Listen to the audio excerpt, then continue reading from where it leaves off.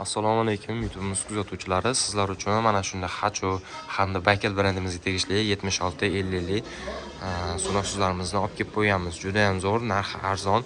Videoni oxirigacha ko'rib tursalar, narxlarini birma-bir aytib o'tib ketaman. Bularni ham ishlash holatlarini ham birma-bir ko'rsatib o'tib ketamiz akalar. Xo'p, akalarim, videomizni boshlaydigan bo'lsak, Hacho brendimizga tegishli mana shunday 50 lik sunavsizimiz. Bu benzinga ishlaydi. Rasxodi 900 gram, 170 blokli.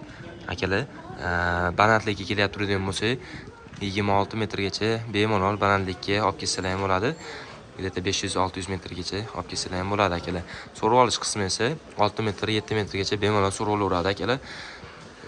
Narxi juda ham arzon chiqadi. Narxi 900 ming so'm chiqadi akalar. Xo'p, garantiyasi bor 6 oy. Bundan tashqari Hacho brendimizda 76 nasozimiz bu benzinga hamda gazga ham ishlaydi. Orqa tarafida karburator bor. Ko'rsatib o'tib ketamiz. Karburatorlar bor.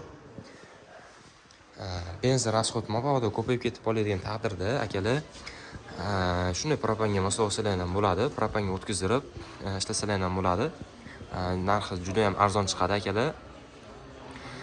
Xo'p, akalar, buni 26 metrgacha bemalol balandlikka olib kelsalar ham bo'ladi.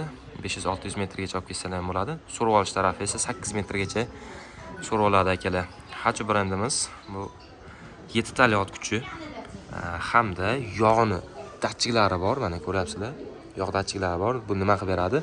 Deylik, yog'ni kam bo'lsa, misol o'zingiz o'chirib qo'yadi. Bu motorga juda ham yaxshi effekt beradi akalar. Ko'p yilga xizmat qilib beradi akalar. Bularimiz Hacho hamda Baykel firmamiz. Bularimiz ikkalasi ham gazga ham benzinga ishlaydi ham. Akalar, narxi kelib turgan bo'lsa 1,50 ming so'm chiqadi.